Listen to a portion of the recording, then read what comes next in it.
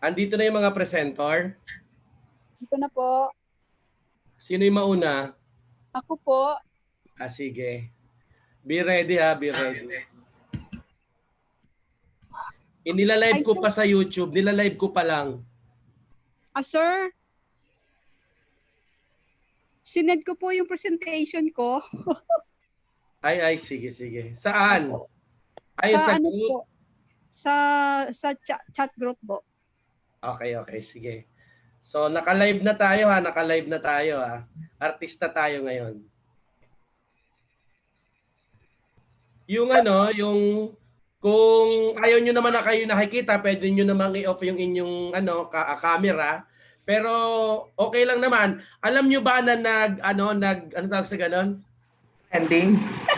Nag-trending yung ating first, nag 2,000k views. Wow! Yung sinilip, 2,000 views tayo. Yung first meeting. Wow, congrats. Baka ito 4,000 na, Doc. Hanapin ko nga to sa YouTube.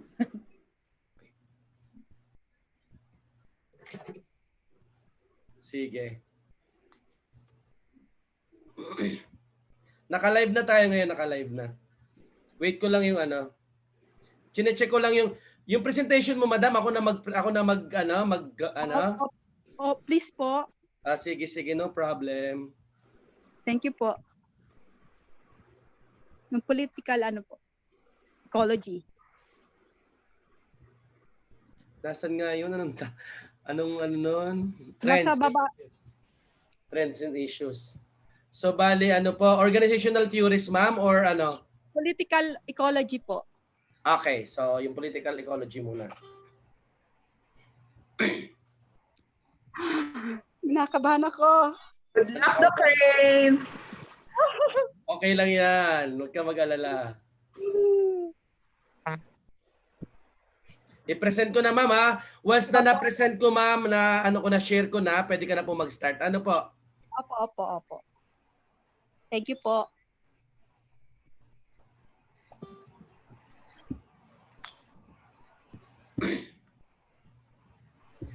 Nakikita na po? Opo. Okay, so, sige, ma'am, go ahead. Good afternoon, everybody. My topic for today is all about political ecology of public administration. And my topic has two components. First, I would be discussing the political ecology, and then the next one will be the ecology of public administration.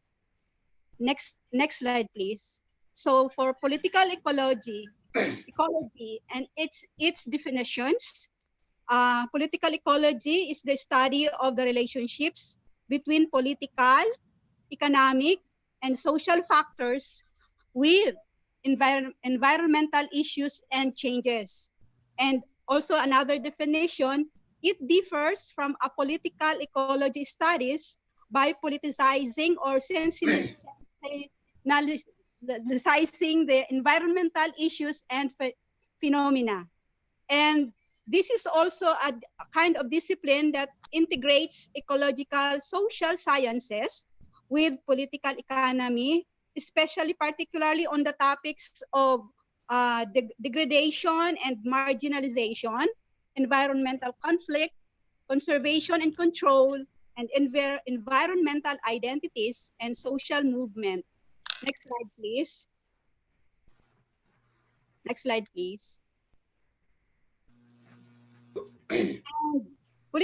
This discipline, this field of interest was first coined by Thone in 1935, and since then, this has been widely used, especially in the context of human geography and human ecology. But there has been no systematic definition. So in 1972, Wolf, in his ownership and political ecology work, he discussed how local rules of ownership and inheritance mediate between the pressures emanating from the larger society and the exigencies of the local ecosystem. Next slide, please. So the origins of political ecology in the 1970s and 80s were a result of the development, especially of the radical development, geography, and cultural ecology.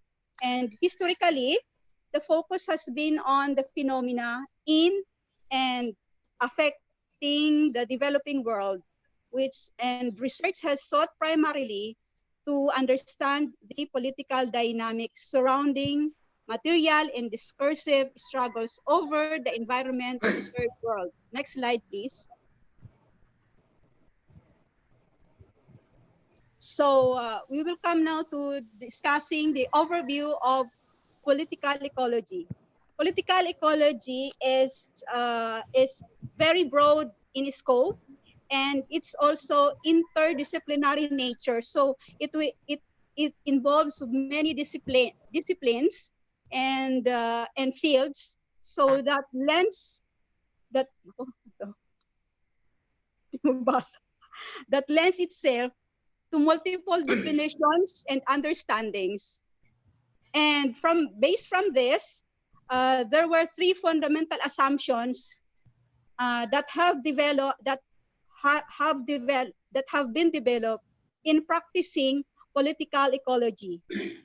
The first assumption is that the costs and benefits associated with environmental change are distributed unequally, and changes in the environment does not affect society in a homogeneous way, especially yung political, social, and economic differences. These differences account for the uneven distribution of costs and benefits. Next slide, please.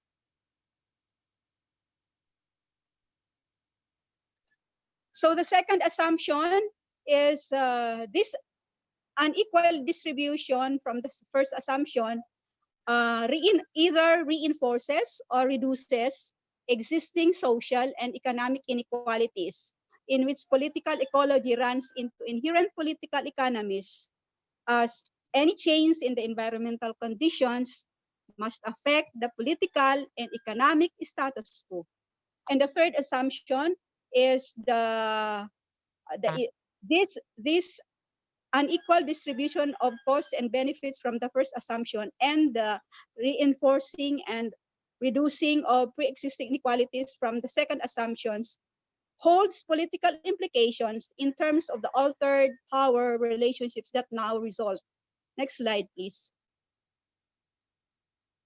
So the political ecology, because of these assumptions, based from these three assumptions, political ecology provide critics as well as provide alternatives in the interplay of the environment and political, economic, and social factors. And it has a normative understanding that there are likely better, Slides. less coercive, less exploited, and more sustainable ways of doing things. Next slide, please.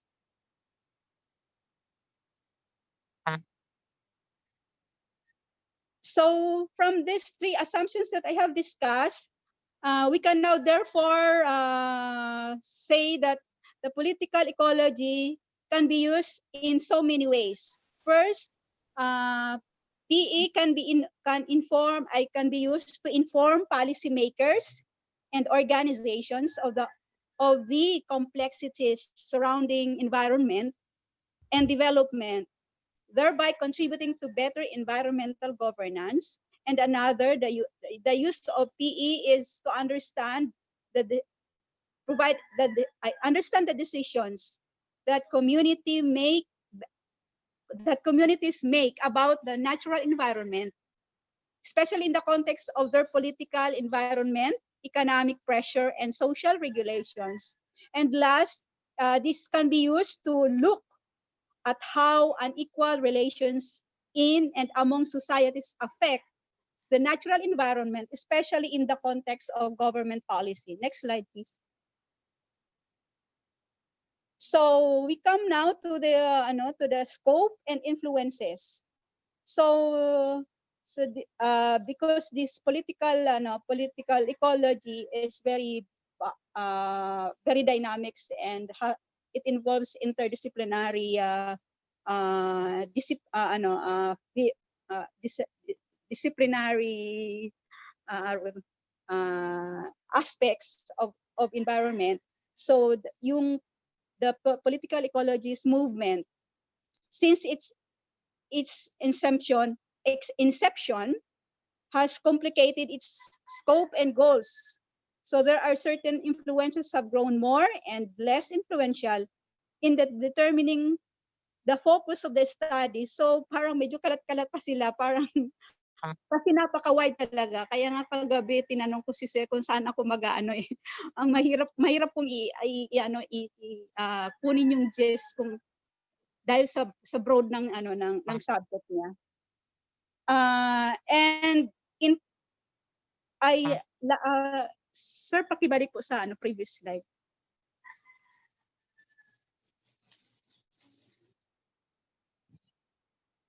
Ano pa po, in previous slide pa po. Ayan po. And in 2000, sige po, balik po. Peter Walker, next slide po. Ayan, Peter Walker, thank you po. Peter Walker traces the importance of the ecological sciences in political ecology, and by pointing out to the transition from structuralist, ito medyo medyo highly technical, from structuralist approach in which ecology maintains a key position in political ecology, to the post-structuralist approach with an emphasis on the politics in political ecology. So yung structuralist approach ay ini-emphasize niya yung ecology, and for the post-structuralist, the emphasis is on the politics in political ecology. So because of this has raised many questions as to the differentiation niya from the environmental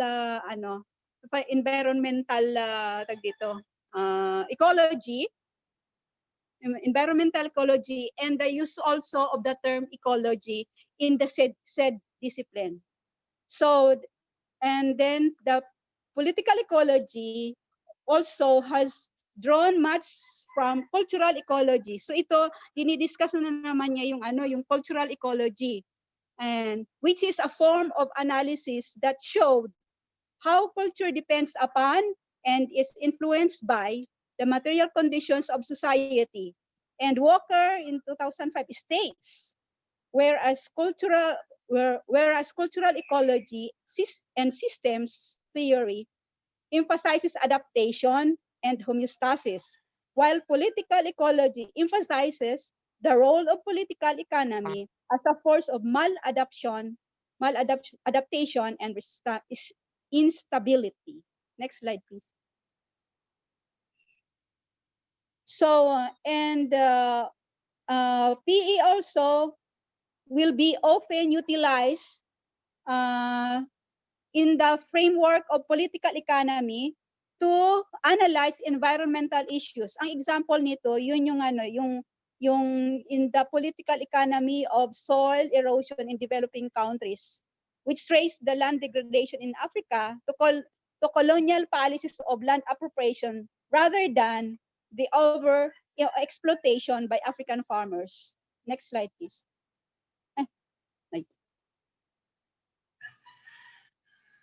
Next slide, please. So there are a range of methodological approaches characterizing political ecology research, which such as the multi-scholar analysis, political economic analysis, historical analysis, ethnography, discourse analysis and ecological field of study. So napakabarid niya talaga. But I will not discussing it kasi medyo highly technical lang naman ito. Parang i-ano ko lang in passing. I'll just mention it in passing. And another approach ng is ng political ecology is the to nature society relationship. Yung nature and society relationships that has explicitly linked to the capitalist development with ecological change across multiple temporal and spatials, not only through time, also but yung geographical aspects ng mga nature society relationships. Next slide, please. So the PE also has been an important source or reference ng mga governments or mga public administrations as an important source of critical analysis of the social and ecological effects of economic development and conservation initiatives, focusing particularly on the material and discursive aspects of property rights. And for the future directions and trends for research on political ecology, this includes the expanding urban political ecology theme, critical responses to environmental security theory, and engagement with the philosophies of ethics and a focus on environment and identity. Next slide, please. So, political ecology is also includes the topics or I'll be discussing topics also about particularly on urban political ecology. The urban political ecology, this is a combination of two elements, which is the urban ecology and political ecology. And this kind of discipline exposes complex socio-ecological relationships that shape urban environments. And this is understood as political economy of urban systems, but focusing only on the environmental aspects of the city. And this has builds on a long tradition of academic research into human nature relationships that have led to the construction of urban environments. So napakaano nito kasi, di ba, yung mga developed na mga cities. Next slide, please.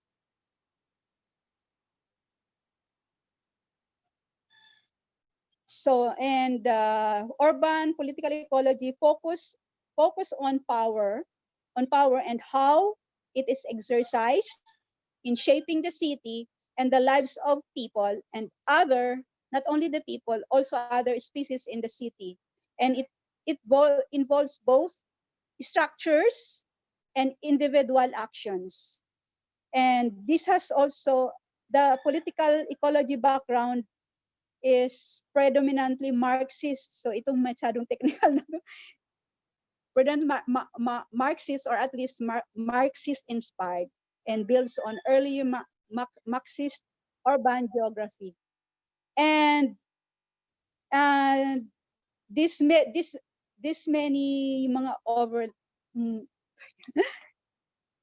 yung mga different and overlapping approaches, including yung urban metabolism, tsaka yung those that challenge neoliberalism as a system of governance, and those that focus on a particular issue such as water, poverty, or transport. Next slide, please.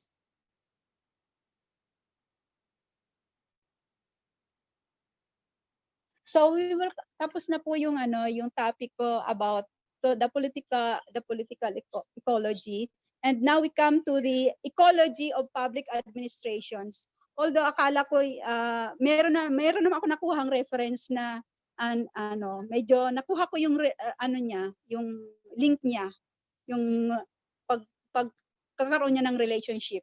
So with the aspect of ecology of public administration, usually the environment that surrounds us has an impact in the way that we make our decisions as we interact with it. And in the same manner or vice versa, yung decisions natin also affect the environment. So in this way, a mutual relationship and interdependence can be observed in this interaction between the individual and its surrounding. Next slide, please.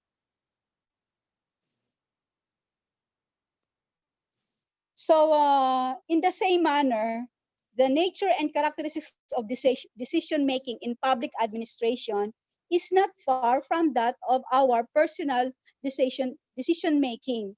So so the government, which is the primary bureaucratic institution of public administration, considers a number of factors before it can come up with a certain policy implementation of course of action. And these factors, called the ecology of public administration. And adequate knowledge about ecology is very essential and very important in the study of public administration, which is a much wider discipline than the economics. So, and in this respect, I would like to define to you the ecology. That ecology deals with the interrelationships existing between and among living organisms and their environment, and the environment in which public administration operates is its ecology. So hence, there is the assumption that environmental change determines the nature of public administration, especially in the decision making. Next slide, please.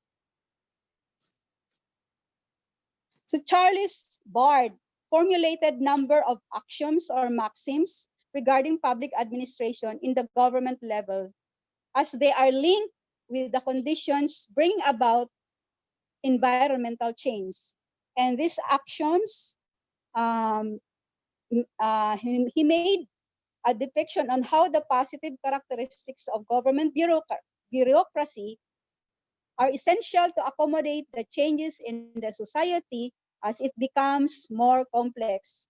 And such an efficient and continuous performance of government duties and functions then become the foundation of any great society. Next slide, please. So John Gauss also enumerated several ecological factors affecting the manner in which the government responds to the changes in its general environment. Ito yung balilas kung topic under the ecology of administrations. I will be discussing these 7 ecological factors affecting the government in responding to the changes in the environment. And these are people, place, physical technology, social technology, wishes and ideas, catastrophe, and personality. And in the interplay of these factors to the dynamics of the administrative system in the government aids in explaining its past actions, as well as in predicting and determining possible courses of action it might embark in the future. Next slide, please. So, in analyzing how the interrelationships of these factors affect the performance and decision-making activities of the government administrative system, we can apply this to the Philippine setting, public administration. So number 1, i-discuss ko yung overpopulation and population congestions. And overpopulation and population congestions in most urban areas like Metro Manila is a result of the interplay of two ecological factors. Dalawa ang involved dito na factors, namely people at saka yung place. So most of our populations are composed of the depressed and less educated, situated in the provinces, whom do not know anything about family planning, and that's why thereby they are more likely to have more children and bigger families as compared to those families with a relatively higher economic status. Next slide, please. Tapos yung overpopulation naman, in overpopulation, the key factor here is the people. And the government responds in a way to slow down the rapid growth of population by massive information campaign about family planning, or through proper sex education for the youth population so that they should avoid engaging in early and premarital sex. Next slide, please. So for the people congestion, population congestion here in the Philippines, in this aspect, we can attribute to the fact that the ecological factors, the ecological factors, people and places, they are inextricably interwoven.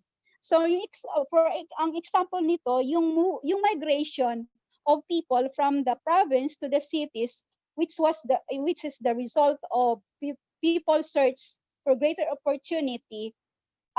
In effect,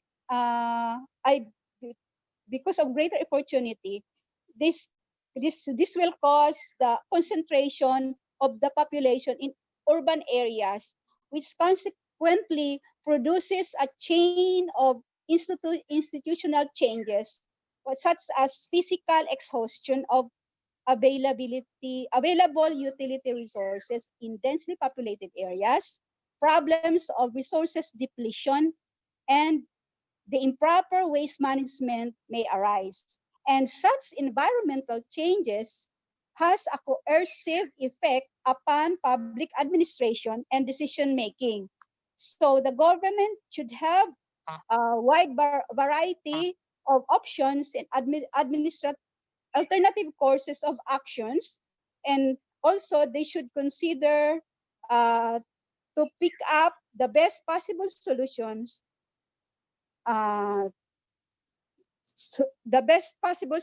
solutions to address the problem. Next slide, please.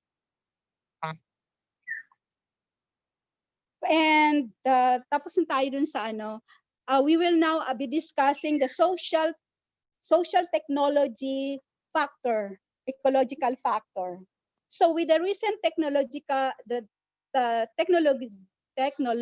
advancement, this has also brought significant impacts on Philippine public administration. With the advent of IT as new approach to public service, offers great conveniences and efficiency to people, in which the automation facilitated the continuous and effective discharge of administrative functions in the government. And because of this, it paves the way for changes in the social order, now which is we refer to as social technology. So as the social order develops to allow more complex human relationships, the government also changes to adapt for a more complex societal structure. Next slide, please. So another factor is the wishes and ideas. This is an individual thinking and ideas about a certain administrative order will have a coercive effect upon his or her political decisions.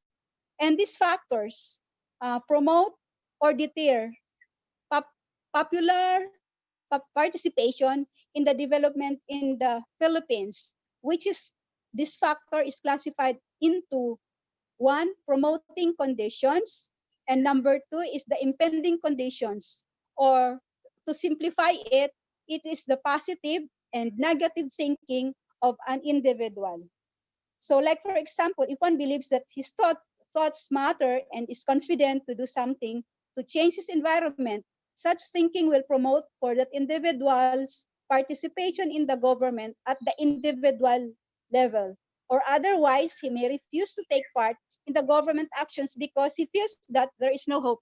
Like for example, ang example dito yung participation nyo sa participation in the national local elections or in the political elections. Kasi nga 'di ba pag yung iboboto mo hindi naman mananalo kasi like halimbawa usually talaga yung sitwasyon sa Philippines ay yung mga nananalo ay due to mga vote buying. So na di-discourage kang kumisan yung iba hindi na lang bumoboto. Next slide please. So, and another major ecological factors is the catastrophe. So this catastrophe factor can be political or natural.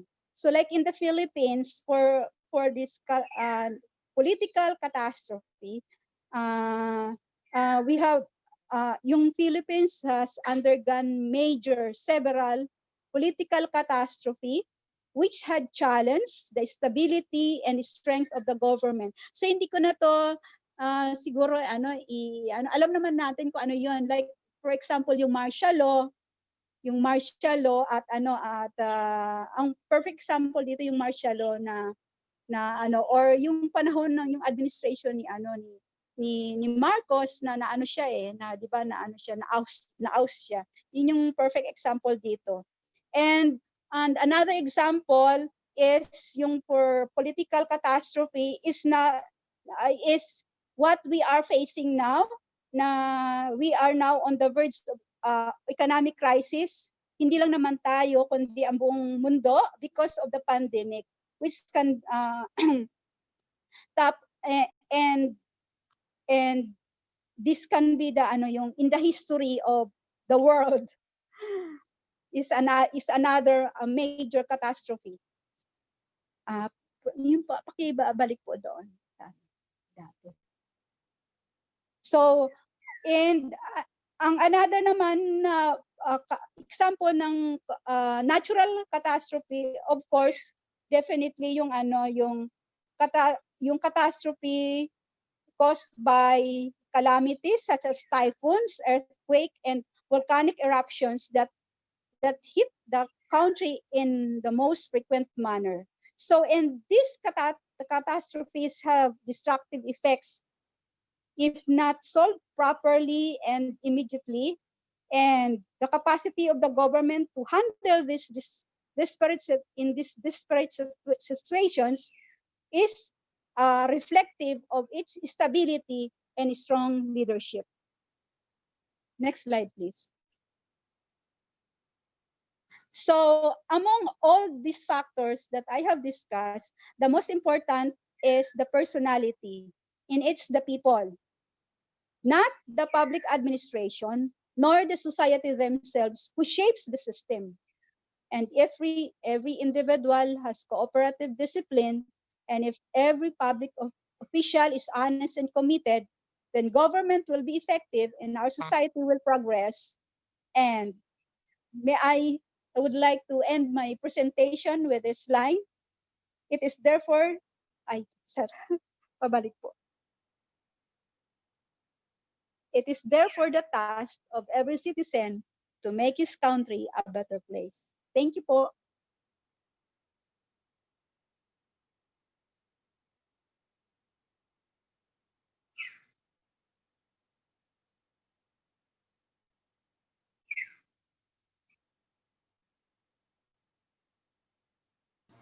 Dean, nakamute po kayo.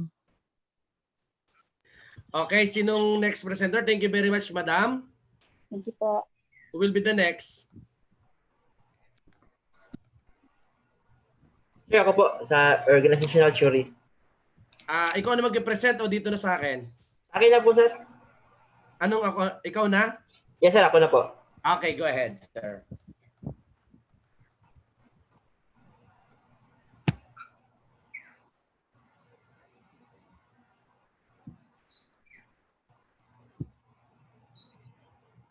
Sir, naka-disable na po yung screen sharing sa host. Try po ulit, try po.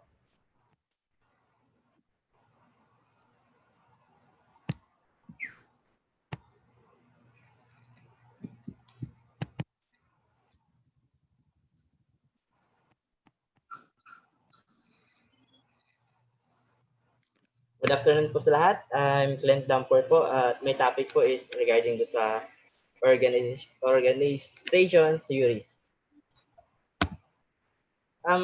Based po sa internet, sa search ko kanina, is ito po yung binigyan ng definition. The organizational theory refers to the set of interrelated concepts, definitions that explains the behavior of individuals or groups or subgroups who interact with each other to perform the activities intended toward the accomplishment of a common goal.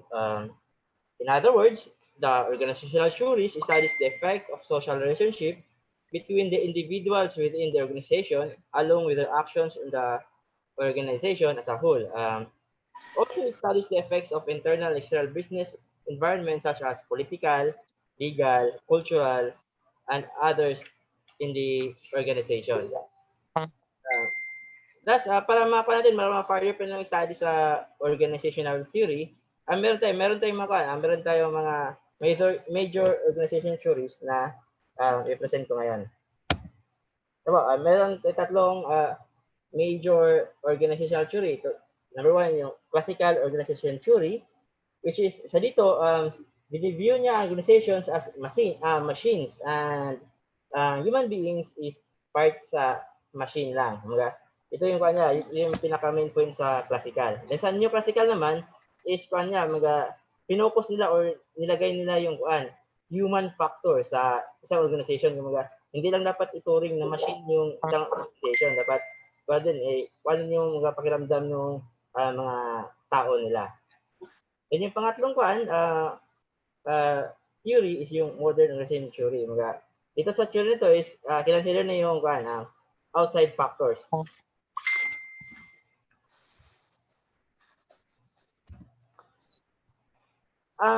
Bago na yung theory, kung saan ba talaga nagagaling. At nung late 1700s to late 1800s, itawag na natin Industrial Revolution. Industry equals work, revolution equals rapid change. Big changes in a way people work, the rapid explosions of big factories, that's what was happening on that time sa late 1700s to late 1800s.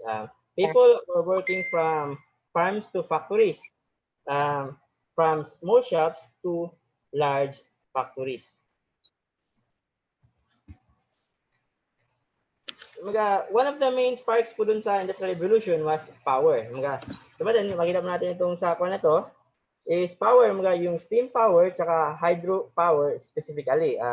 The machines used to manufacture in these large factories are run by power, hindi na siya yung kamay na o di mano-mano. Para yung kaibahan siya ng paggamit ng bisikleta tsaka sa paggamit ng motor. Makita natin doon kung mas ni-speed up niya yung trabaho. Yung mga factories talagang mabilis sila na nag-boom.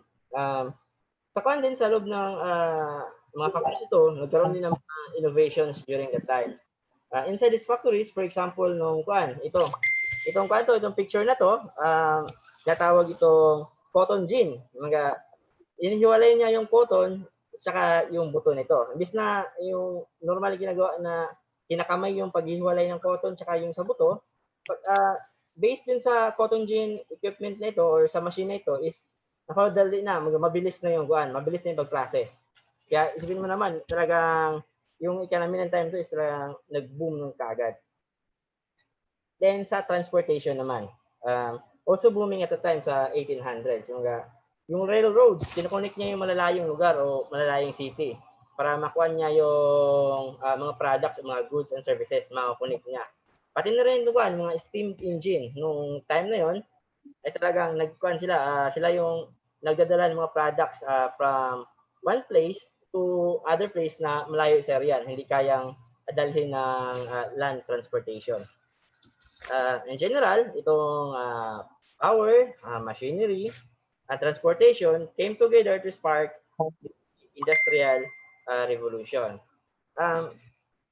Nung nagkaroon ng Industrial Revolution, there were a lot of emerging issues at that time that people needed to grapple. Kasi nga, bago to. Biglang nag-boom yung economy or yung industry nila o yung mga companies. So, there were new large groups working together. People are working alongside machineries. The pace of industry was speeding up very quick. Then lastly, companies were looking for more effective ways to handle this change. So mga issues na ito, may lumabas na tatlong questions. Ang question is, how are we going to organize all of this? Bago itong kanto, bago yung idea.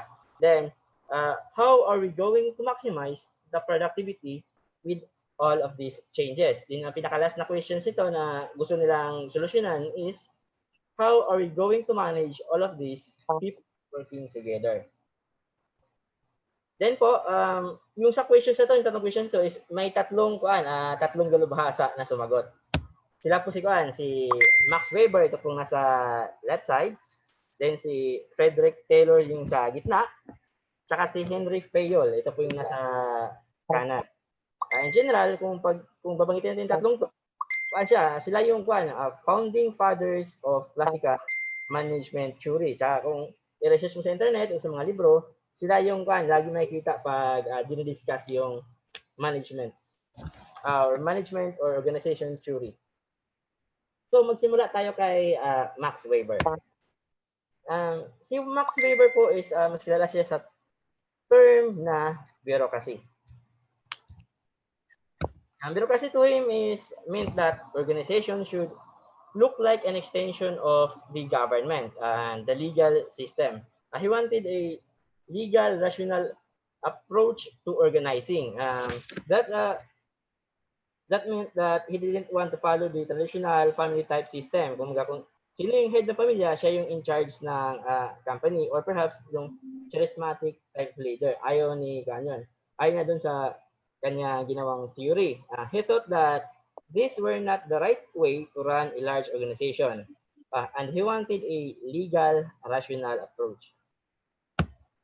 Where he thought each person's authority should be tied to his or her official position in the organizational hierarchy. In other words, if you're in a job, your responsibilities are tied to that position. Tsaka pag aalis ka, hindi mo dala yung yung authority mo, yung power mo, hindi madala. Kung sino yung papalit sa'yo, sa kanya na yun. As this was his way of balancing power, keeping things rational and organized. He wanted clear rules that governed performance and standardized guidelines for hiring and firing. He is really concerned about issues of favoritism or what he called particularism. And he wanted to hire the best people to work together in an organization and organize them in a logical, sensible way. Si Max Weber po is big picture type thinker kaysa dun sa dalawa, kay Frederick Taylor at saka kay Henry Fayol. At yung big picture na yon is yun ang tatawag natin bureaucracy. Next naman po, si Frederick Taylor. Si Frederick Taylor, kung si Max Weber is big picture thinker, si Frederick Taylor naman is nakafocus siya sa micro. He used the term scientific management. To him, this meant that applying science to work is specifically. He thought that the customized approach was very inefficient. He saw a lot of factories and people basically doing things their own way, however they want to do it. Their particular job, not organization, and he thought that hindi to efficient. Pag binigyan sila ng trabaho, sila na bahala kung anong gagawin. So, naisip niya na hindi to efficient, tsaka it's not the best way to do the job. So, naisipan niya na gumawa ng gawin yung time and motion studies. To study how much time every single task should take and how many motions every single task should make para ma-speed up ang things and come up with the one right way.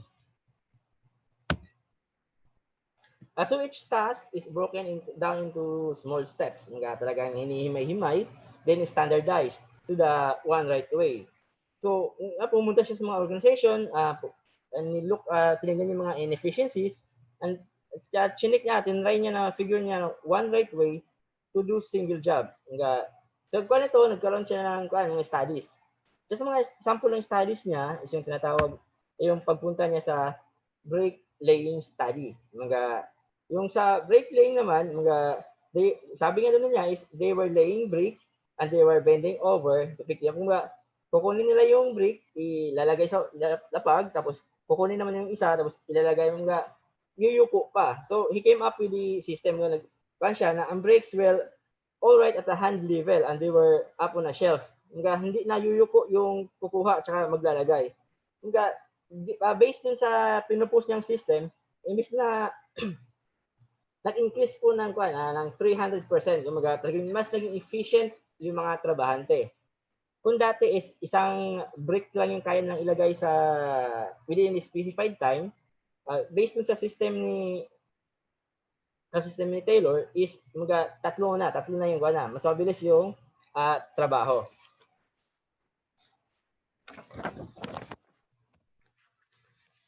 Kung si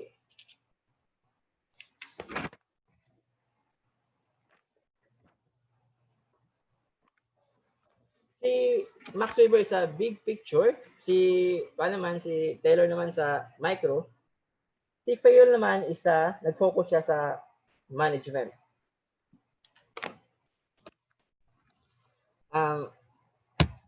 Si Henry Fayol, ang kanya namang ambag is yung tinawag ng administrative theory. Then he put forward a theory of management called administrative science, or sometimes called a classical management. And he believed that managers need to be trained in a much more systematic approach. He didn't really want any good theories out there. So, kung paano ba matrain yung, theory kung paano ba matrain yung mga managers. So, gusto niya mag-contribute dun na part. So, sinulat niya to eh. It is a case of setting it going, starting general discussion. Is what I am trying to do by publishing this survey. And I hope a management theory will emanate from it. Sinulat to ni Henry Fayol noong 1949. And then, nagsulat siya ng libro that became popular. Itong librong to is naging popular noong 1940s. Ang title ng libro is General and Industrial Management. At sa mga sections sa book na to is talk about management activities. That managers should be pretty confident, and this is a list that you'll see in the books on the topic. He thought that we needed a good planning, that managers should look ahead and chart a course. For the organization, he also thought that organization was a key management activity. They need to select and arrange people in an orderly and efficient fashion. He wanted the managers to be in command. In other words, to see, to lead, and to drive the process. Para sa kanya, managers then should also be in a good coordination, needed to harmonize and facilitate general activities of different departments and groups in the overall organization. And lastly, control. The manager needed to ensure compliance on everything, from accounting, finance, technical side, quality control, and other areas. There are also some common elements. Sa kanilang tatlo, si Weber, si Fayol, tsaka si Taylor, meron silang common elements yung sa kanya-kanyang theory. Yung tatlong theory nila, may common comments. Ito yung kwento is, they all wanted a clear hierarchy in an organization. The chain of command. They all wanted some form of division of labor. They also wanted a standard approach to work. They wanted centralization of authority largely in the manager's hand. They also wanted the separation of personal life from organizational. Kasi they already wanted the best people in the right jobs. That was one of the reasons kung gusto nilang separate yung personal life from the organization para maiwasan yung favoritism. In other words, they wanted to select the best employees based upon the qualifications and performance. And they also, by the way, wanted the people to be paid fairly. Specifically, si Taylor tsaka si Fairl talk about specifically paying good employees. Your best people more so you can attract and keep your best and most talented people. So si Weber, si Taylor, tsaka si Fairl all come up together para ma-form nila yung theory sila is come up, tatawag natin classical management theory. Then sa pangalawa namang main theory natin sa organizational theory is yung natawag nating Neoclassical theory. Itong Neoclassical theory is extended version siya of the classical theory wherein behavioral sciences gets included in the management. Hindi lang siya talagang minamanage yung tao minamanage yung kasi sa classical yung tao is parang part niya sa machine. So dito sa Neoclassical talagang kinukuha niya yung tao. According to this theory, the organization is the social system and its performance does get affected by the human action. Kung niya talagang finocus na niya or binigyan niya ng pansin yung human factor. Dito, sabi sa Neoclassical theory is productivity increases were achieved as a result of high morale, which was influenced by the amount of individual, personal, and intimate attention at works. Kung sa classical approach is nakastress sa formal organization, it was mechanistic, ina-ignore doon sa classical theory ang human aspects of human nature.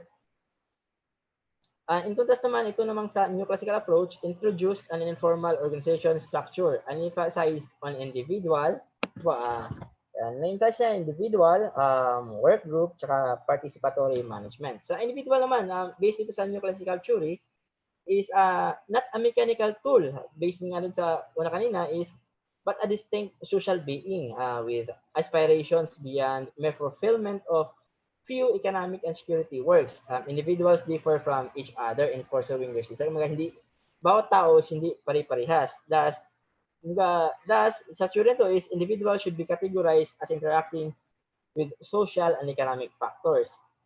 Yung pangalawa naman na factor sa features na Neoclassical is yung work group.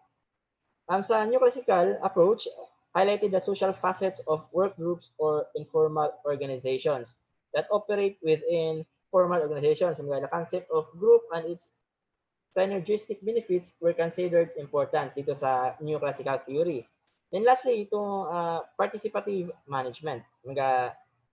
Sa management or sa participative management or sa decision making permits workers to participate in the decision making process. In-allow na sila sa pag-manage tulad sa classical na kung ano yung sinabi nung nasa taas, yun ang sunod-sunod. This was a new form of management to ensure increase in productivity.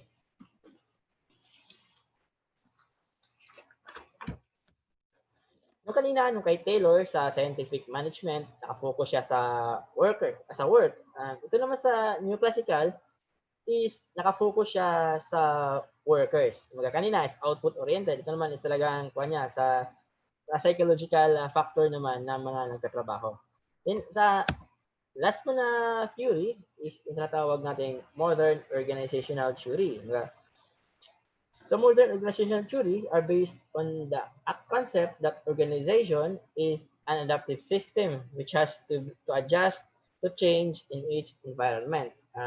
The modern theory considers the organization as an open is an integration of valuable concepts of classical models, which social behavior sciences. Then, the modern theory considers the organization as an open system. This means that an organization consists nag-interact siya lagi sa environment niya para ma-sustain ang kanyang, para magkaroon siya ng sustain at saka growth in the market.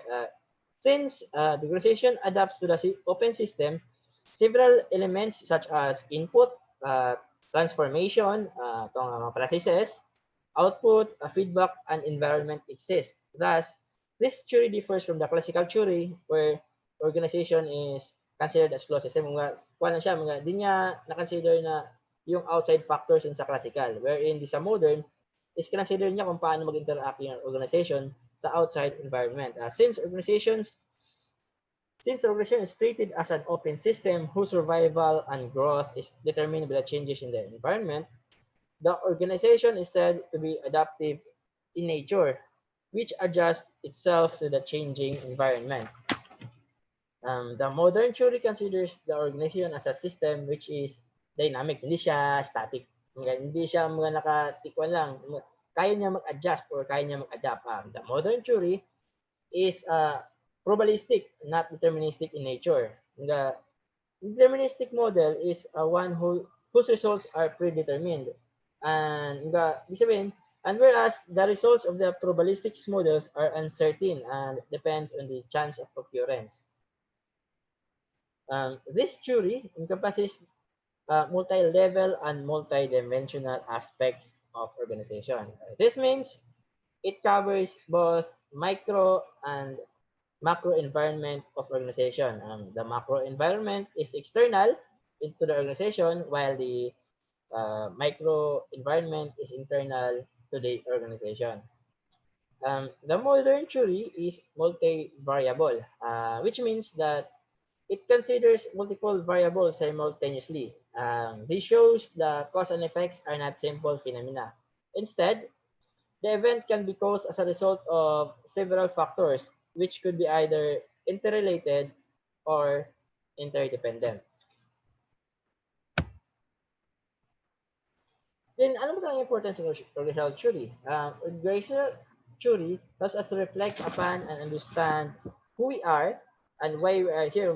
Bakit tayo na sa organization, tsaka anong halaga natin sa isang organization. Organizational theory is about us and how we interact with others during our encounter in a vast array of different, often deceptively ordinary and mundane social contexts such we take granted because we cannot see or imagine any alternative to how things appear to be. And yun lang po. Maraming salamat at magandang hapon. Okay, sir. Thank you very much. Kindly stop your sharing.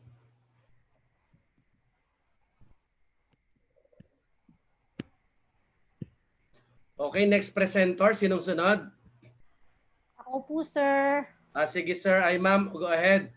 Ano po, ikaw po mag-present or ano? Sige, sir. Try ko pong i-share to. Okay, sige. Aha. Teka. Files. Advance.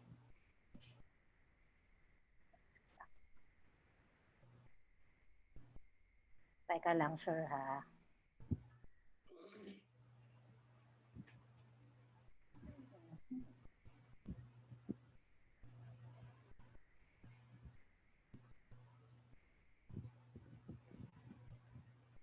Nakikita po ba?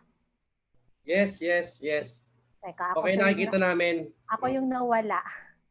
Hindi mo makikita sarili mo talaga. Teka, ha. Hindi mo talaga makikita sarili mo. Mamaya sa taas, makikita mo pagka nag-start ka na.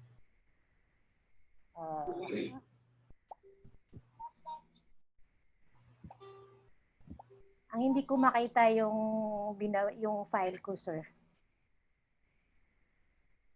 Teka lang.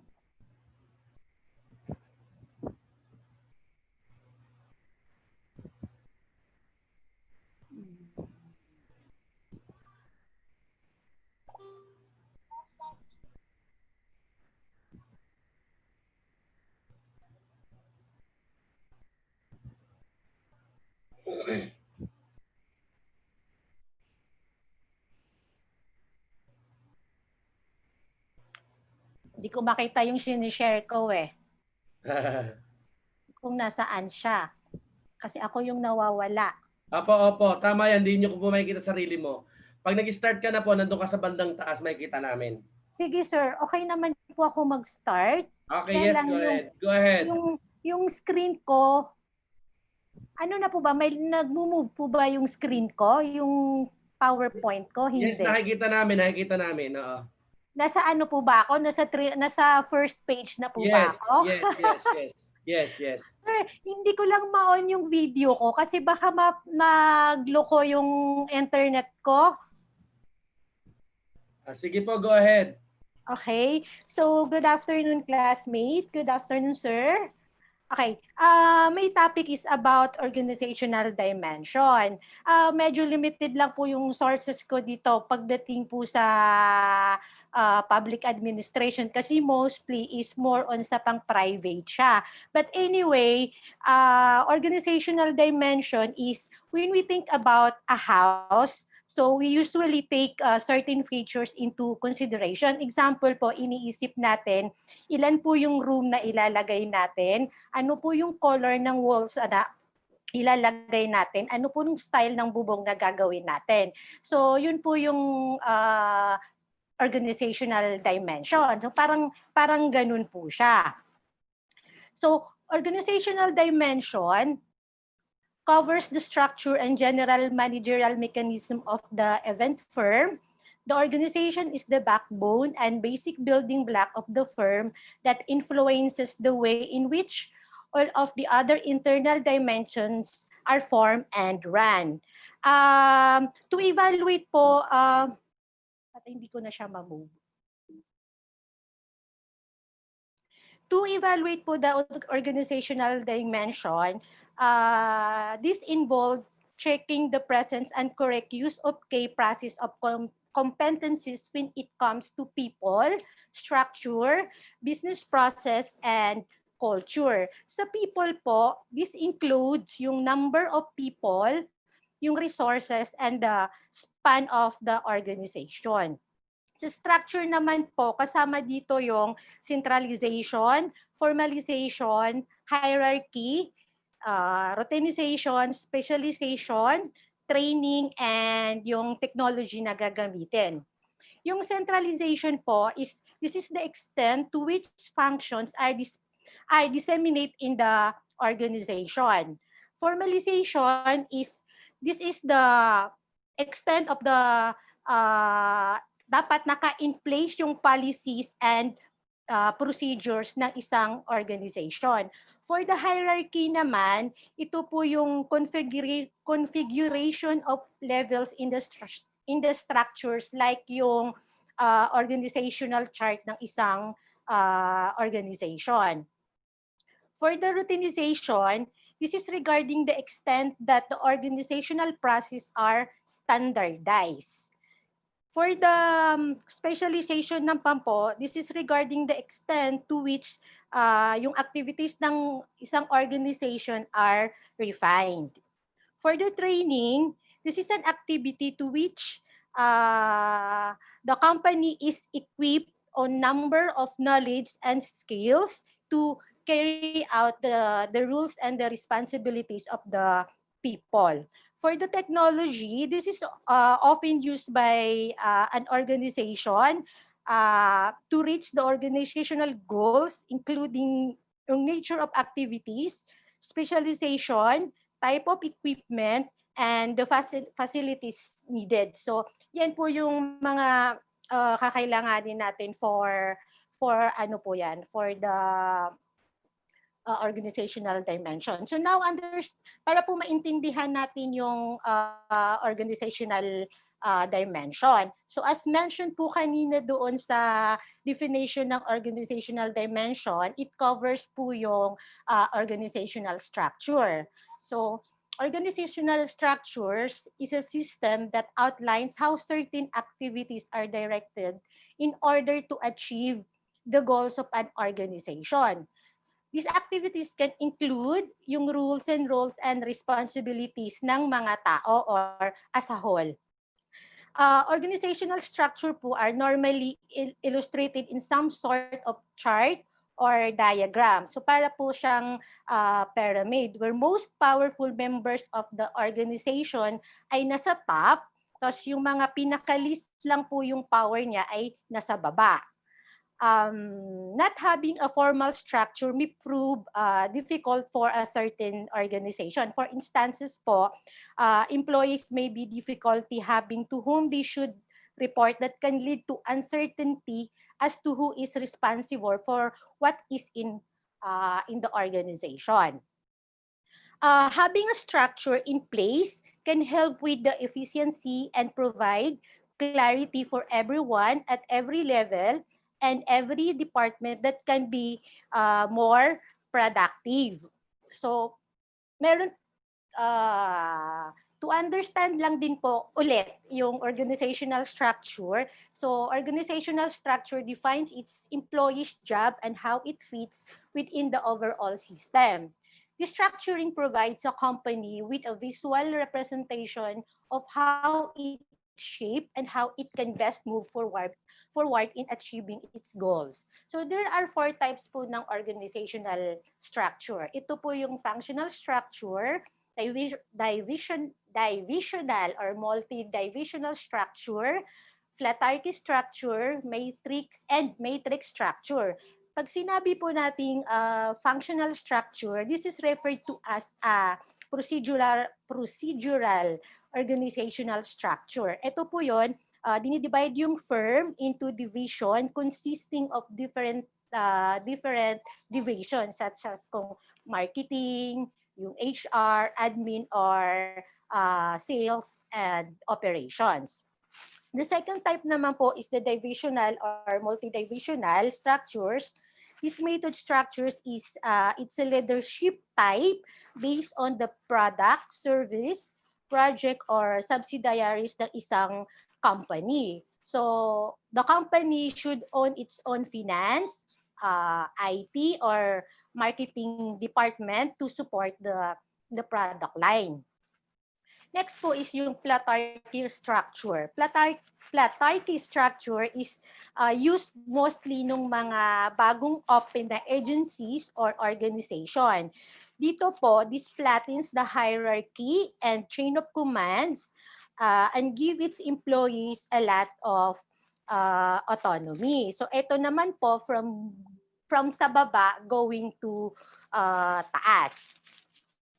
The last types ng organizational structures is yung matrix structure. Ito naman po, employees across different superiors, divisions, or departments. Heto po, yung employees ay merong both job responsibilities in a 2 division. For example po, si employee ay meron siyang duties sa sales at saka sa customer service. So ito po yung sinasabi nila minsan na admin combined marketing. So yan po yung 4 types of organizational structures. Nakikinig po pa ba kayo? Yes, ma'am. Go ahead lang po. Opo. Yes po. Baka natuyuan na kayo ng laway. Okay, so sige po, thank you. Going back to the definition po ng organizational dimension para po mabuo natin siya at maintindihan natin ang organizational dimension. So organizational dimension covers yung structure and general managerial mechanism. So ito na po yon. So let's define general management. General management is a duties and responsibilities include formulating policies, managing daily operations, planning the use of materials and human resources. This means that a general manager usually oversees most or all of the firm function as well as the day-to-day operation of the business or the organization. In a government settings po, general management po, minsan ito po yung tinatawag nila na public administration. So public administration focuses on producing public policies and coordinating public programs. So public administrations plans, organize, directs, coordinates, and control operation at government, public sector, and non-profit organizations. So, hindi ko na po i-discuss kung na isa-isa yung planning, organizing, directs, coordinates, and control. Maybe ano na to, self-explanatory na lang natin to. Okay lang po ba yon? Okay, ma'am, go ahead. Okay, sige po sir, thank you. Okay, so in a public administration, public managers carry out the managerial operations of public organization. In practice, public management is meant to improve the quality and efficiency of services delivered by public organizations. So managers interpret the public policy to implement public services in ways that are expected to achieve the most desirable outcomes for the interest they serve. So, yan po yung pinaka-kailangan nating bantayan or guidelines natin in analyzing or determining organizational dimension. Pero hindi pa po dyan nagtatapos. Kailangan din po, we have to consider yung organizational culture ng isang organization.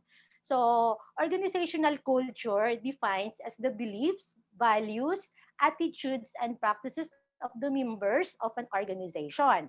Ito po yung pinaka-powerful force in determining the health and well-being of an organization. So, why is organizational culture important? So, meron po ako palang 6 na kinuha just to understand bakit kailangan ng i-consider ang organizational culture sa isang organization. So first po, the culture decides the way employees interact at their workplace. Meaning, a healthy culture encourages the employees to stay motivated and loyal toward the management. Second po is the culture of the workplace also goes along in promoting healthy competition at the workplace. Ibig sabihin, employees try their level best to perform better than their fellow workers and earn recognition and appreciation of their superiors. So it is the culture of the workplace which actually motivates employees to perform. Yung pangatlo po is the culture of an organization represents certain predefined policies and which guide the employees and give them a sense of direction at the workplace. Meaning, in every organization, they should have set guidelines for every employees to work accordingly. So, for every individual, it should be clear to them kung ano yung rules and responsibilities nila in an organization and know how to accomplish tasks ahead of the deadlines. So may factor po talaga yung organizational culture sa isang organization. Pang-apat, the work culture goes a long way in creating the brand, image of the organization. Meaning, wala pong dalawang organization in the same work culture. So it is the culture of an organization which makes it distinct from others, which the culture gives an identity to the organization. Panglima is the organization culture brings all the employees on the common platform, meaning the employees must be treated equally and no one should feel neglected or left out at the workplace. Meaning po, dapat po wala pong na-out of place dito, wala po dapat discrimination when it comes to religion, yung age, yung status ng isang employee. The last one is the work culture promotes healthy relationship among the employees.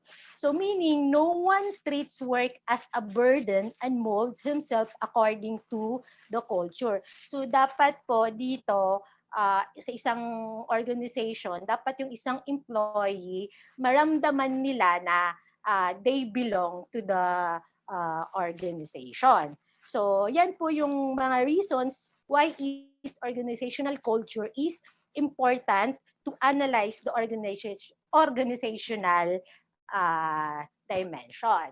So, yun lang po. Kung may tanong na lang po kayo,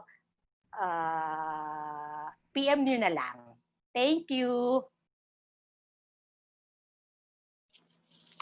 Hello? Nandiyan pa po kayo?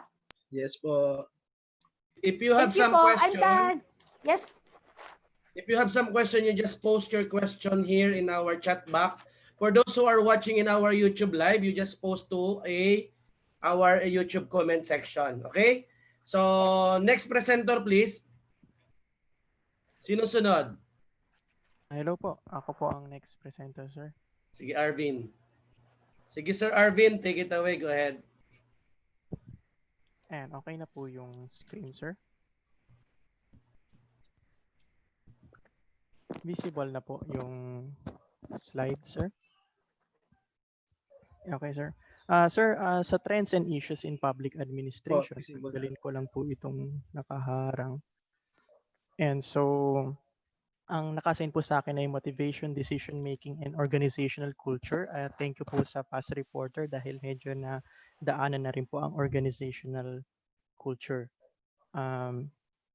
Okay po, so nag-isip ko pong intro dito ay naalala pa po natin sa pagpasok natin sa government ay isa sa mga unang tanong ay what motivates you? So ano po ba ang nagmo-motivate sa atin? So ito yung unang tanong sa atin ng HR. So para masagot natin ito, isa sa mga magandang gawin ay alamin natin ang background ng organization or agency na pinapasok natin, which is containing ng kanilang mission, vision, and core values. So pagpasok natin sa agency na yun, makakakuha tayo ng appropriate action dahil alam na natin yung background niya. Appropriate answers dun sa tanong na yan. Para hindi po tayo madali or magkamali, mas maganda na tingnan natin siya on a bigger scale, which is the HR ng buong government employee o sa public administration, ang civil service po ang humahawak ng lahat. So ang agency vision ay ng 2030 ay civil service shall be globally recognized as the center of excellence for strategic human resource and organizational development. So dito pa lang po makikita na natin na ang human resource ay standing beside organizational development, kagaya po ng isa sa ating mga paboritong naging quotes ay ang HR po ang backbone ng organization. So kung paano po o kung gaano katibay ang yung human resource, na-influensya niya how you shape your organization. So for the core purpose ng civil service ay gawing lingkod bayani ang bawat kawani or to make every civil servant a servant hero. Dito ko po pinokus or inangkla ang aking report pagdating sa issues and trends sa public service o public administration. Ang ating core values ay love of God and country, excellence, integrity. Pagdating po sa integrity, gusto ko lang pong i-share na integrity is being telling yourself the truth, while honesty is telling others the truth. Ayun po. So pagdating sa integrity, kahit walang nakatingin, dinagawa mo yung tama. So yan po ang ating mga core values sa civil service.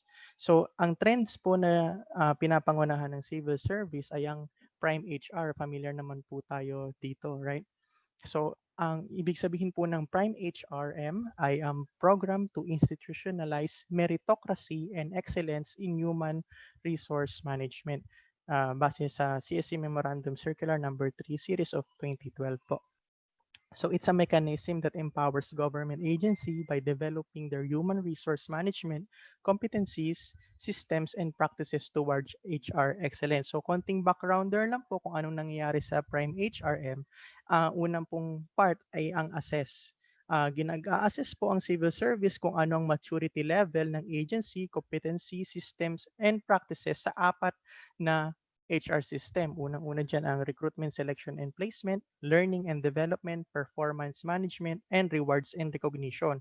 So pagka-assess po nito, titingnan ko ang agency natin ay ma-classify according sa apat na maturity level, namely ay transactional HRM, kung saan parang cell ka pa lang na transactional base ka pa lang. So kung anong function ng personnel mo, then a tissue will be process defined. So may mga set of SOP ka na na-establish na though it still needs improvement.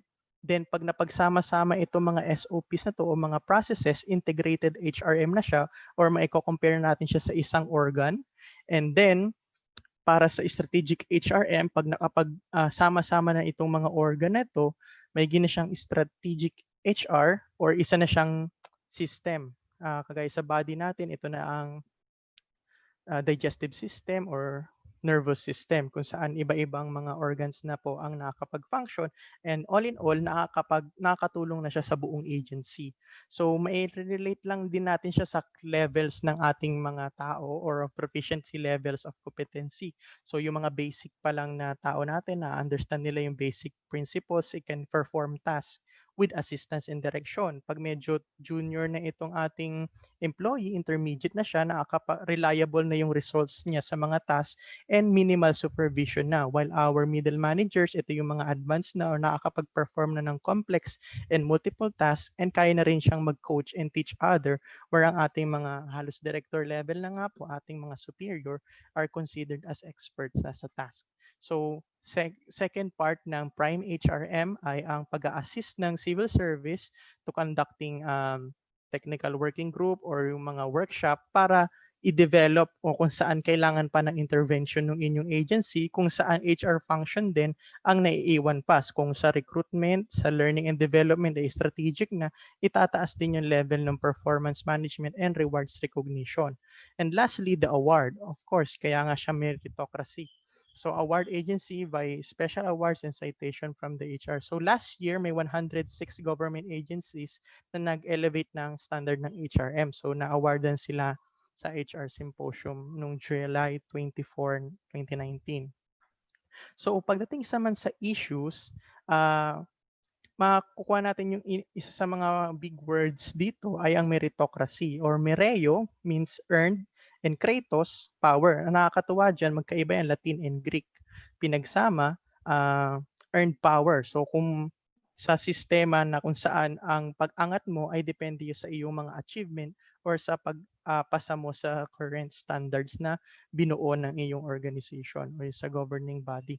So while a growing body of research in psychology and neuroscience suggests that believing in meritocracy makes people more selfish, less self-critical, and even more prone to acting discriminatory ways.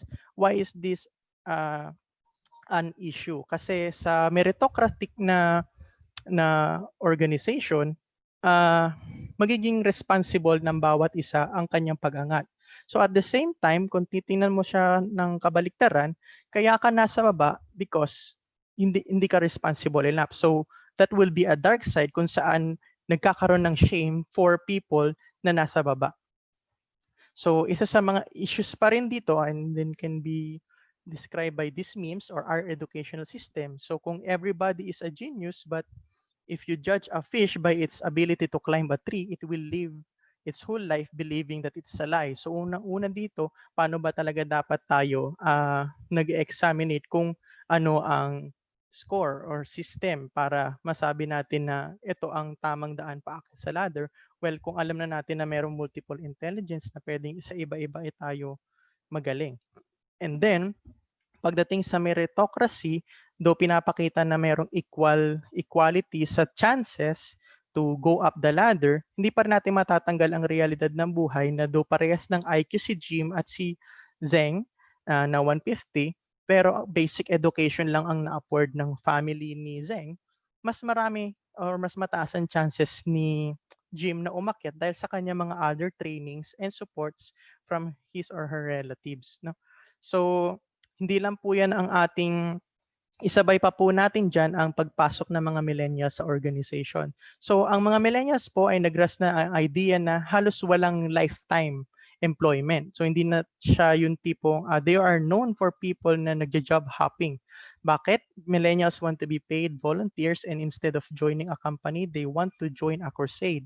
Meaning naghahanap sila ng meaning or kung saan sila makakapag-participate na palagay nila ay may silbi sa mundo. Millennials will join our organization not because they have to, but because they want to. So, ayan. So, millennials assume their opinions are just as valid to their peers and superiors, which is very difficult para sa isang meritocracy kasi nag-create nga ito ng friction sa mga long-term members o dun sa mga nakaakyat na sa ladder. Valid naman ang reasons na to na unwilling to immediately embrace new hires as equals ang mga superiors o yung mga matatagal na sa organization. However, dapat pa rin natin tandaan na millennials represent an extremely talented and well-educated generation of workers ready to develop into a next generation of leaders. So, to close, gusto ko lang i-share to have an analogy with what Alan Watts, forebearer of Eastern philosophy to the Western world. So, isa sa mga question niya ay, why do you go to school? The whole point of coming to school is that you're interested in something. So, inanalogy ko lang, bakit ka ba pumasok sa government service? Isn't the whole point of going to public service is that you are interested in serving the people? So, ang sabi niya dito, the trouble is that schools got the wrong idea. They gave people honors for learning. The reward for studying French should be the ability to speak French and enjoy reading French and having fun with French people. Pero pag nagkaroon ng degree for it, then the degree becomes the point in a game of one-upmanship. O nagkakaroon na lang ng competition kung sino ang mas magaling para sa pag-i-study ng French or sino mas magaling mag-French, which is nawawala po yung ating initial motivation sana na kaya ka pumasok sa public service is not to get a promotion, to get a higher paying job, but to serve the people. So kaya nga sabi ko po kanina, sana hindi po mawala ang core purpose ng civil service to make every civil servant a servant hero. Dun lang po. Thank you po. Okay, thank you very much. Sino pa? Meron pa?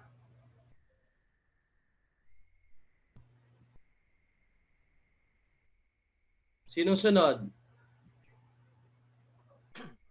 Alvin, baka pwede ka pa, Alvin. Who will be the next?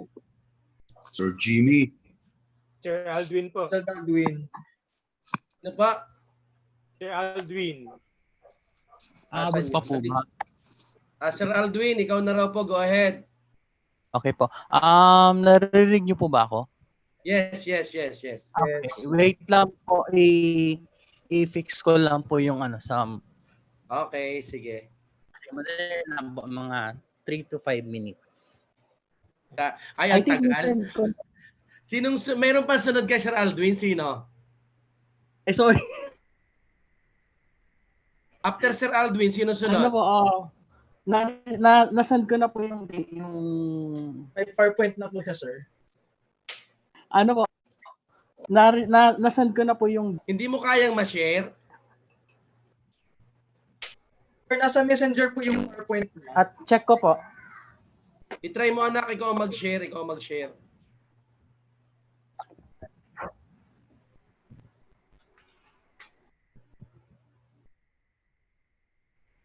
Nasend ko na po yung May PowerPoint na po siya, sir.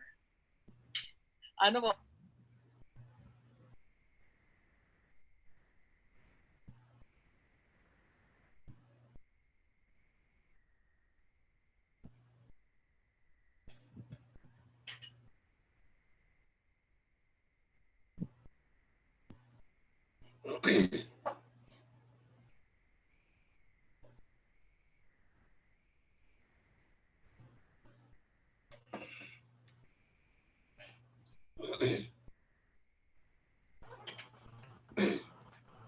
Erdine, ang ganda nung background nyo.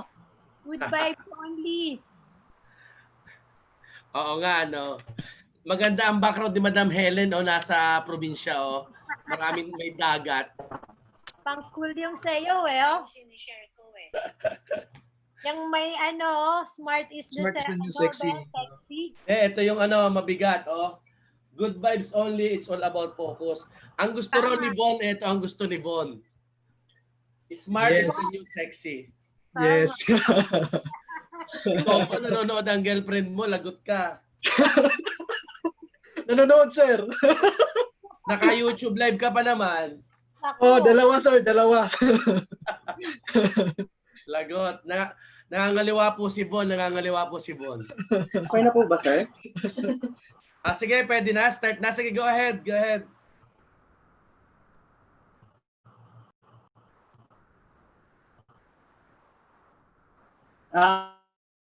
Naka-share na po. Ay, nanonood ang girlfriend mo. Lagot ka.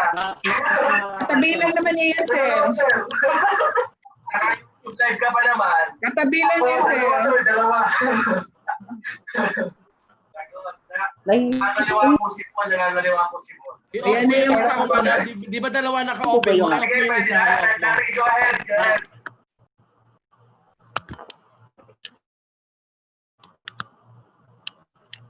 Double click mo raw para ma-enter yung full screen mode mo. I-double Nakita na po ba yung presentation? I-double click mo raw.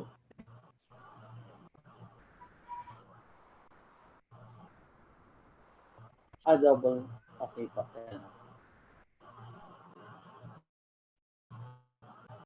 Nakita niyo po ba yung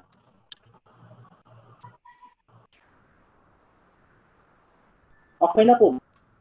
Presentation. Ba? Wala. Wala pa. Nakita na po.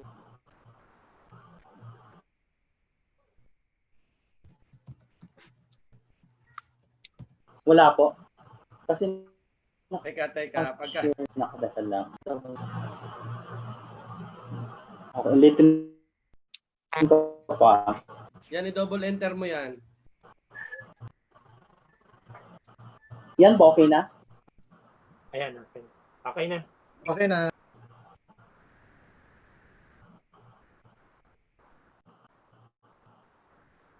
Okay na po?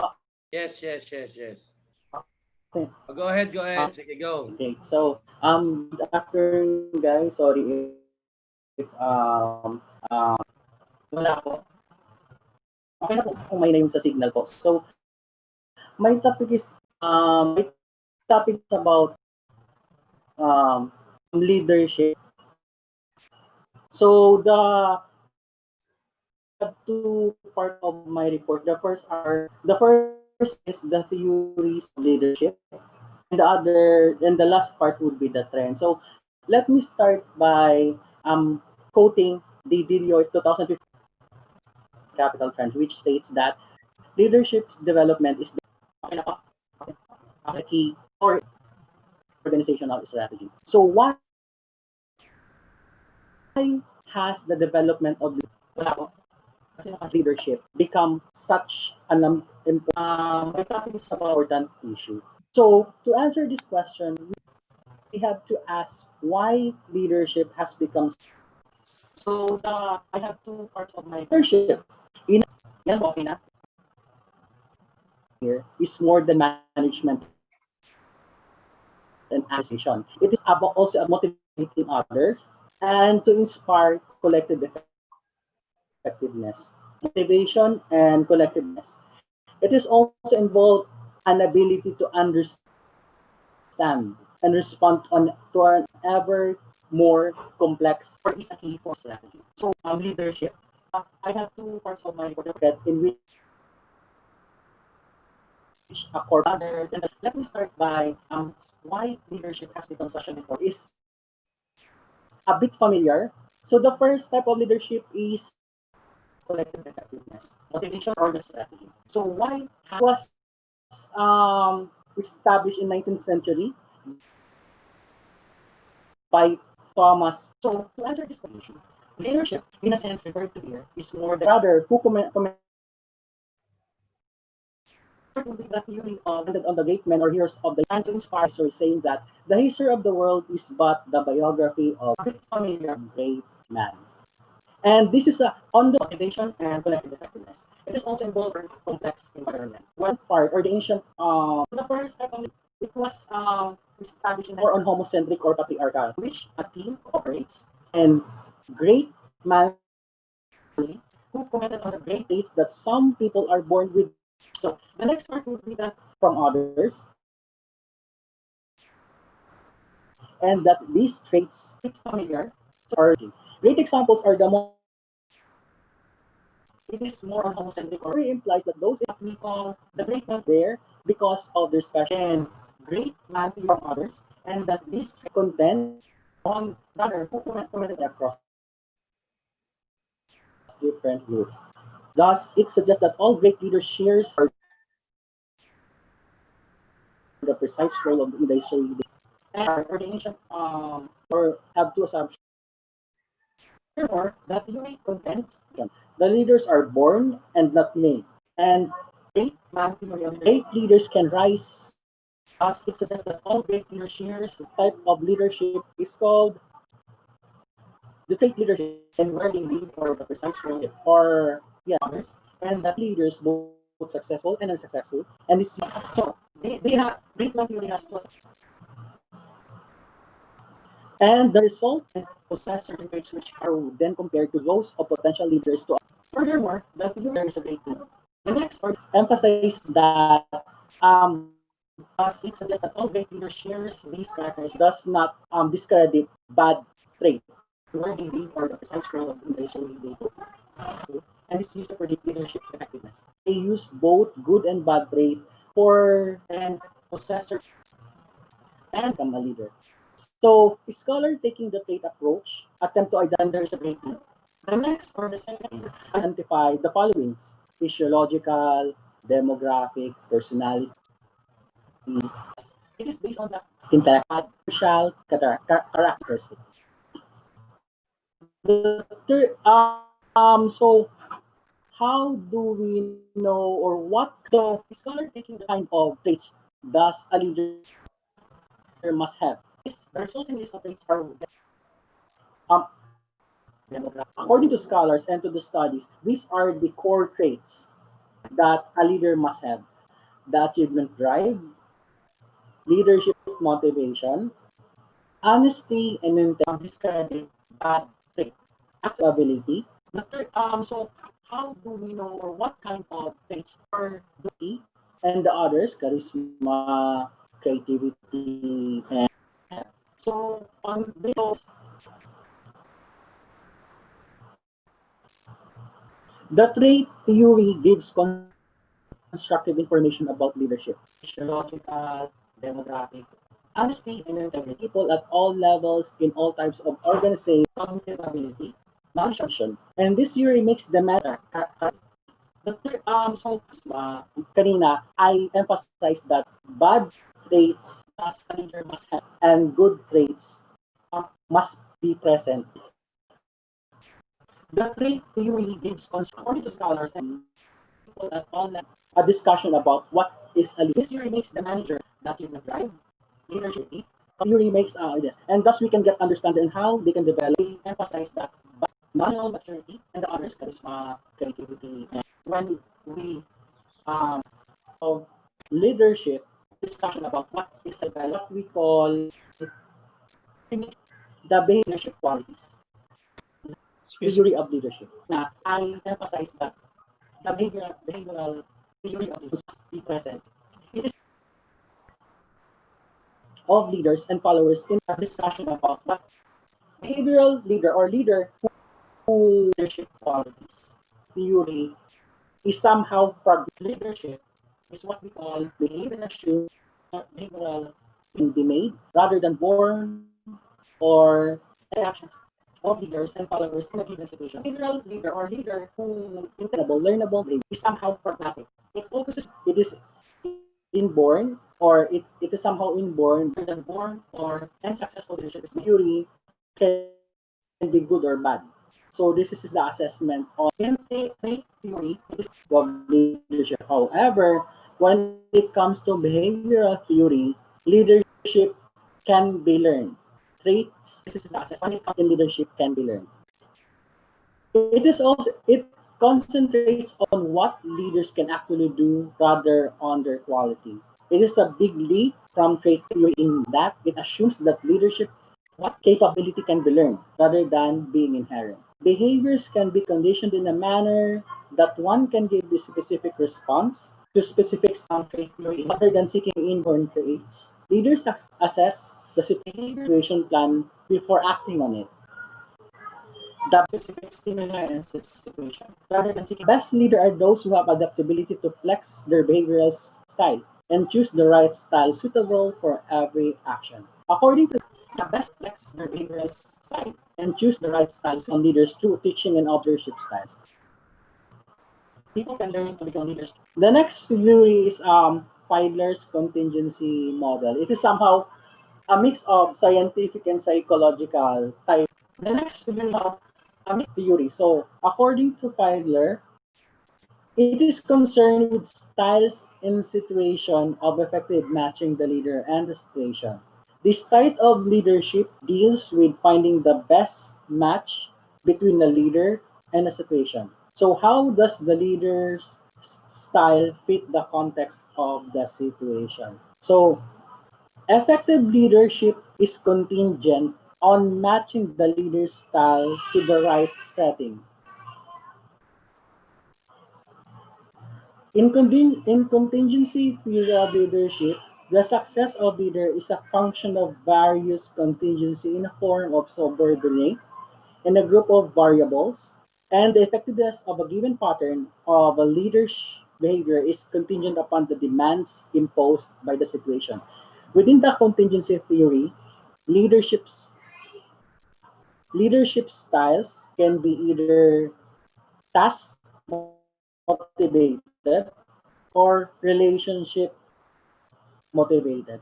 I'm sorry, but I'm having some comments sa GC. May mga hindi po ba nakikita ng presentation ko?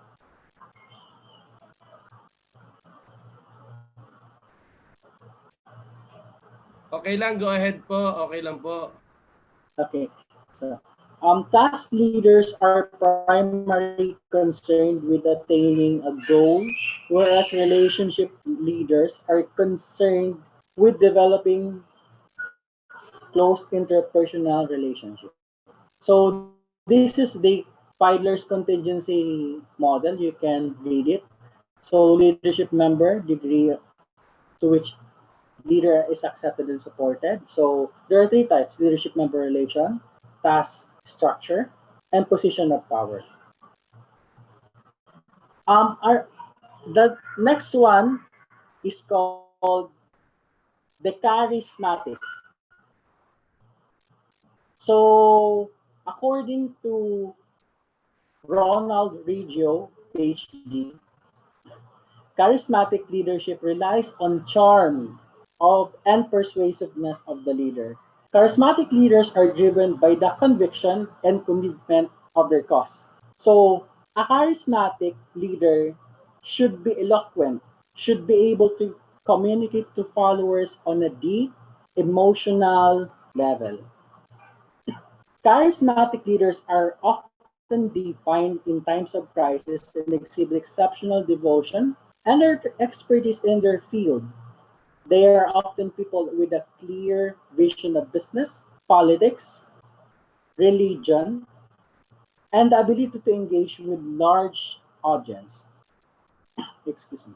More than other popular leadership styles, charismatic leaders depends on the personality and action of the leaders, not the process or the structure. So they have this called moral compass when leading the people.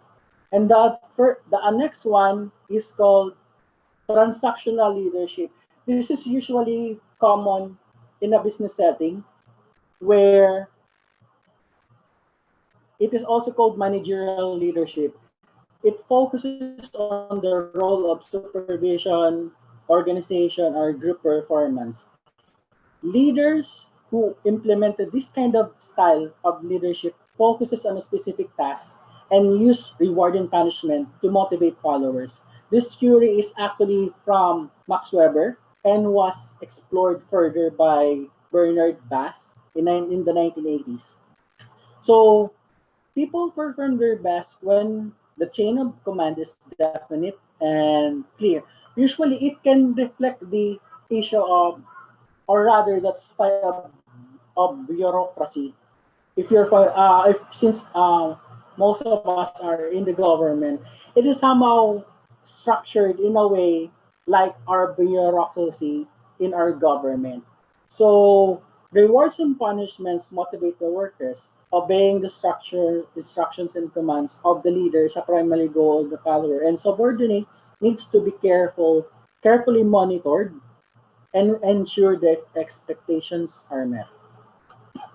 This theory of behavior to leadership, by basing it on the system of careful rewards and punishment, thus, and it is merely maintaining the status quo. In transactional leadership, rewards and punishment are contingent upon the performance of the follower. It Transactional leadership focus on the maintenance and structure. In transactional group, they are tasked with letting group members know what exactly and articulate.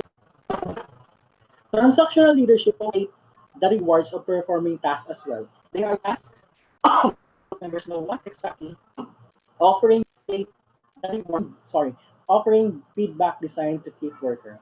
The last type of theory or style of leadership and focuses on transforming others to support each other and the organization as a whole. Follower of this kind of theory respond by feeling trust, admiration, loyalty, and respect for the leader, and are more willing to work harder than originally expected. So James Mack, this kind of theory respond by feeling trust, admiration, loyalty, and leadership when studying political leaders. But this term is now used when so James Mack studying organization as well. Transformation so coach and it focuses on how leaders can create a valuable possible change in their followers. So it is somehow a domino effect that this kind of leader studying is not just doing his transformational managerial work, rather he is transformational leadership a new approach and it's always personal life.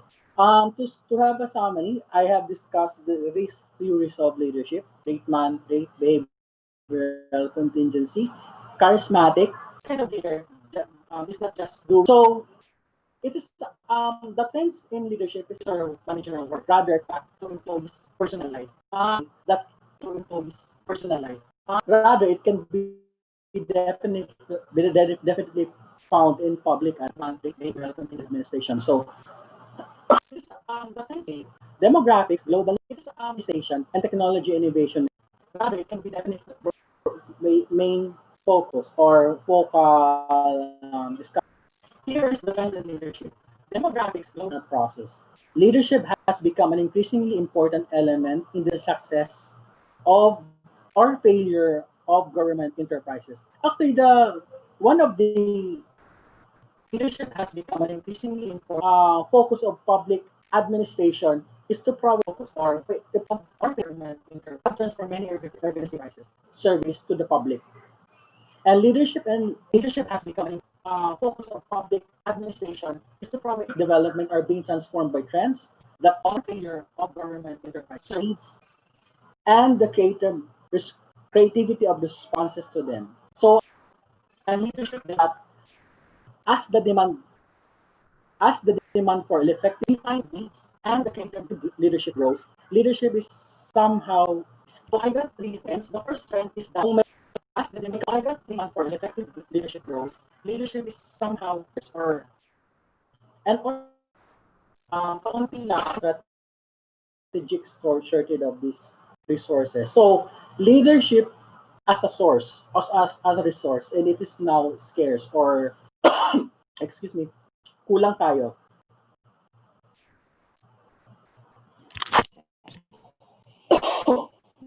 Excuse me. The second trend is more of employees and seeking leadership development.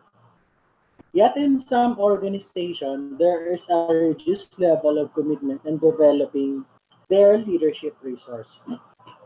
This is due in part to the response of reality that the high employee turnover is a result that leadership development can no longer be an investment in a lifetime process.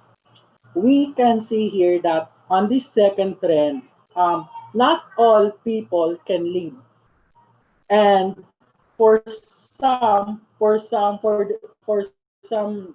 government, department, it is somehow a waste of time of developing a lot of leader if there are minimal works to do or minimal people to lead. The third one is the trend of a crisis of growing employees in the disengagement on which more employees feel fundamentally detached from the concerns of the organization on which they are working. Motivated by personal relationship, team solidarity, engagement with the work at hand that only effective leadership at every level of organization. So how do we address these issues? I have here 8. First is development of leaders at every level of the organization. We need to inspire and train people to become leaders. The second one is an increased emphasis on outward look leadership. So awareness of economic and social environment, and we need to understand the trends of shaping the society and technologies and foreseeing development instead of reacting to them. Remember that the effect of globalization has also an impact with the effect of the technological advances that we have. That's why we need to be somehow tech savvy in order for us to cope with these changes. And the emergence of collective leadership. It refers to an approach which instead of emphasizing the research of and the research of for and the development of leader, we should focus on the creation of the condition in which leader potentially can emerge and flourish. It is very true that in order for us to address the scarcity of having leaders in our department, we should also create the environment which future leaders can do their can share their traits or chat or skills to the department. And ito, I think na-discuss na to kanina ni Sir Von, yung the emergence of millennial.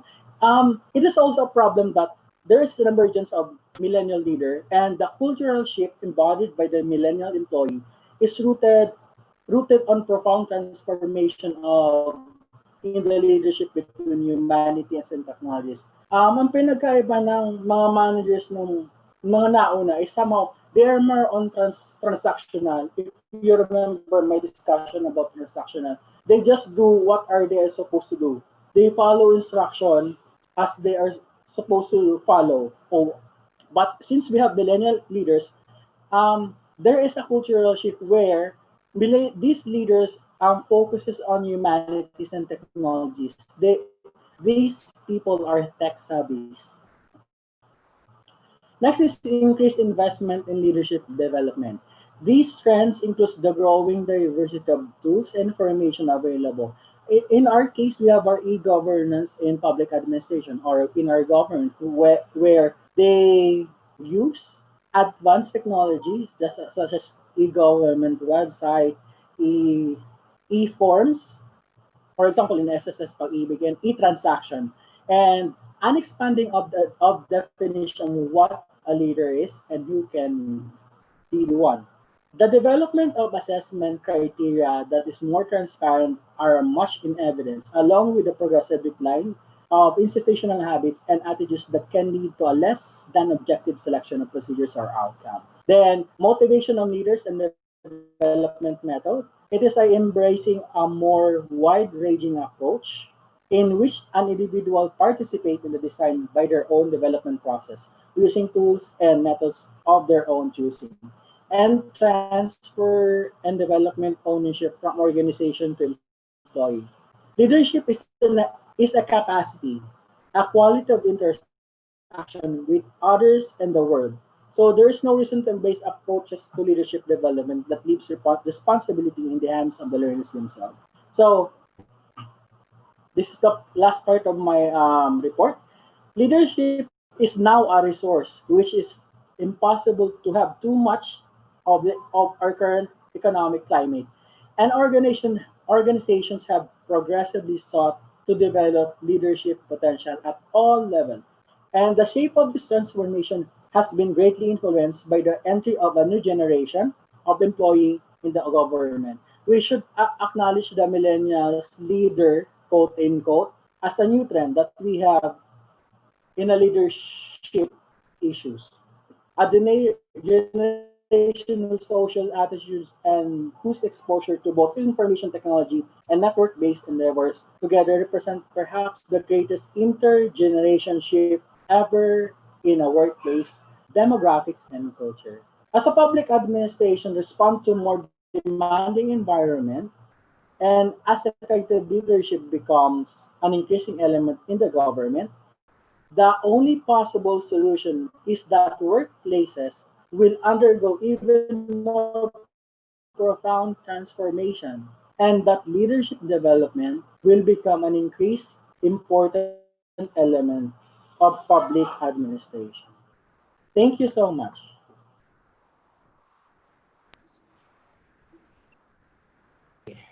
Any question you can. Okay, paki-stop na po yung sharing, okay?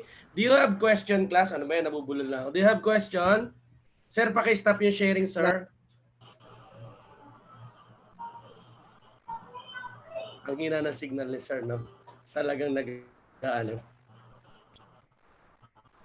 Ayun. Okay na po.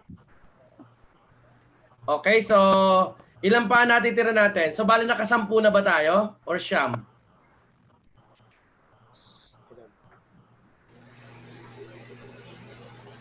Siyam pa, sir. Nakasyam. So, Opo. yung Ako sa po iba, nakasampu. ikaw ba ang sunod, Von? Yes, sir. Aabutin ka ba ng 30 minutes o hindi kaya ng 30 minutes? Hindi na ata, sir. Hindi na. O, sige, next meeting na lang tayo. So, next meeting, same time, alauna tayo. Mag-start tayo kay Von. Okay. Okay, so thank you very much once again, everyone. Ay, sino nagpicture sa inyo? Wala yata tayong picture. Picture taking. Smile. Labas muna lahat para Smile. mapicturean. Bas Ang wala sa ngipin. picture, absent, ha? Siguraduhin nyo, nag-comment kayo doon sa YouTube live, ha? Para yun ang attendance ko. Okay. Ay, Yes sige, po. labas muna lahat, labas. Pakita muna po kayo. Baka mamaya anak nyo pala yung nandyan. Hindi kayo. Kapatid nyo pala yung nandyan. Hindi kayo, nanay nyo. Okay, sige. Smile. Okay. One. Smile. Ngiting panalo. Bas ngipin. Okay, so 1, 2, 3. Okay na po. Maraming salamat. See you next meeting. Bye-bye. Okay, bye-bye. Sige, bye-bye po. Bye po, sir. Bye po. Yung hindi Bye pa po. nakapag doon sa YouTube live, hindi ko pa i-end ng hintayin ko kayo. Mag-comment kayo ng full name nyo doon. Okay po. Salamat Yes po, sir. po.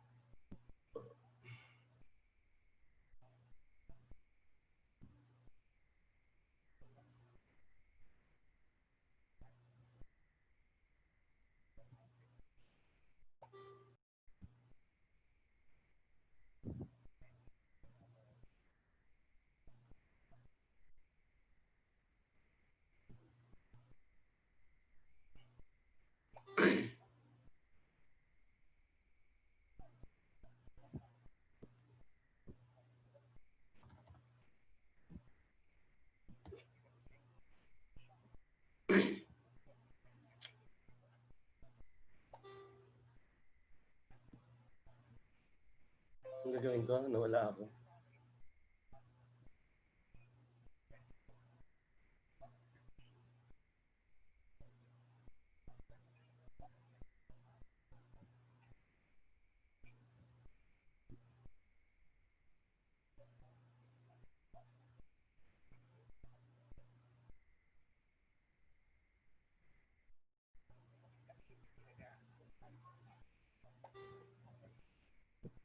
Ito, niche.